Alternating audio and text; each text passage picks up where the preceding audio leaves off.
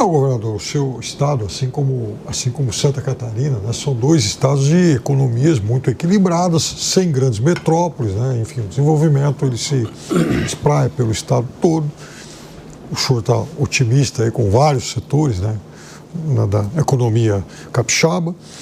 Agora, o senhor não chega, não é? Eu sei que o senhor está ansiosamente aguardando por uma casca de pergunta, mas não, governador. O senhor não acha que, por tudo que a gente tem testemunhado nos últimos dias, por esse banho de sangue na economia global, não está ficando, não se torna, nesses próximos dias, um pouco receoso qualquer tipo de projeção um pouco mais otimista, uma vez que a gente não sabe qual é o mundo que vai sair, né, desses ataques tarifários de parte a parte? E o senhor não teme que a economia global passe em frente a um cenário parecido com aquele do final dos anos 90, quando os tigres asiáticos quebraram, as taxas de juros, aliás, a Selic aqui foi mais de 45% e muitas economias e empresas quebraram? Bem, na verdade, eu estou falando aqui daquilo que tem acontecido no Brasil, no Estado, daquilo que eu acho que deve ser feito, tá certo? No Brasil e no Estado do Espírito Santo, mas temos sim muita preocupação com aquilo que está acontecendo no mundo. Nós tratamos aqui rapidamente do tema da instabilidade, da falta de previsibilidade e das consequências. Assim, ainda os países e os mercados, né, financeiros do mundo todo estão ainda em choque. Tanto é que hoje, de novo, parece que as bolsas estão caindo, né, e muito. Então, o mundo está em choque, ainda não assimilaram, tá certo?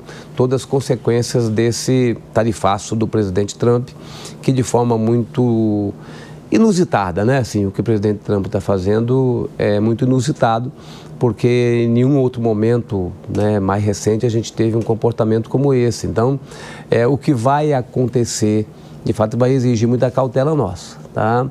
Eu posso dizer isso, assim, pelo Estado do Espírito Santo. Eu acho que todos os governadores, todos os governantes precisam estar atentos a isso.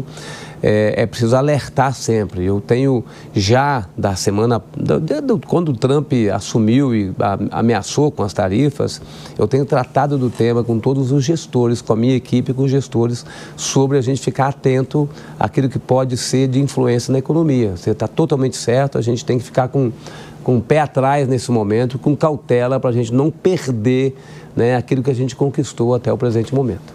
Fala, Bruno. Aproveitando esse gancho, governador, da relativa, não vou dizer exposição, né, nem dependência, né, mas um risco acentuado em função de alguma crise em algum setor específico, né? A gente, enfim, está passando por uma situação como essa em função da elevação de tarifas, então alguns setores vão sofrer mais do que os outros, mas olhando para um passado nem tão distante, né, a gente teve em Minas Gerais o desastre de Mariana, por exemplo, que a gente viu afetando muito, e até mais do que proporcionalmente, o estado do Espírito Santo, né, em função até da cadeia industrial, né, que afeta o Espírito Santo, e inclusive dos desdobramentos ambientais, né, que acho que, se eu não me engano, o Rio, né, foi todo afetado, o Rio Doce foi todo afetado e acabou afetando também o Espírito Santo. O que se pode fazer nesse sentido para reduzir, de um lado, a exposição setorial, que hoje está muito concentrada em grandes empresas, né, e, de outro lado, também esses riscos ambientais que a gente vê muito acentuados recentemente? Só fazendo mais um comentário com relação às tarifas do Trump, por exemplo, o Estado do Espírito Santo tem uma preocupação com relação ao setor de siderurgia, que nós temos lá a ArcelorMittal, temos a Vale do Rio Doce, mas especialmente a ArcelorMittal, que é uma exportadora de aço para os Estados Unidos. A taxa do aço não é de 10%, é de 25%, tá certo? Então, isso é uma preocupação, porque a ArcelorMittal também tem projetos lá no estado de fazer um laminador de tiras a frio, né, com linha de galvanização. A gente tem hoje um laminador de tiras a quente lá, o laminador de tiras a frio é um avanço no setor de siderurgia, porque você começa a fazer matéria-prima para fazer linha branca, para fabricar automóveis, né, para construção civil. Então, isso é uma preocupação, só para reforçar a sua fala, né, da preocupação que a gente tem que ter com esse momento que a gente está vivendo. Com relação ao desastre de Mariana, isso foi em 2015, né? Você vê que a gente assinou o acordo agora tem alguns meses, final do ano passado, em outubro, novembro do ano passado, nós assinamos um acordo, 9, quase 10 anos depois do desastre. E a forma que a gente tem de evitar que desastres como esse, de Mariana e de Brumadinho, aconteçam, é, de fato, uma regulação forte, uma fiscalização forte, uma responsabilidade forte das empresas. E a gente poder usar bem esse recurso agora do acordo para poder recuperar, especialmente, a cobertura florestal da bacia do Rio Doce, tanto em Minas como no estado do Espírito Santo.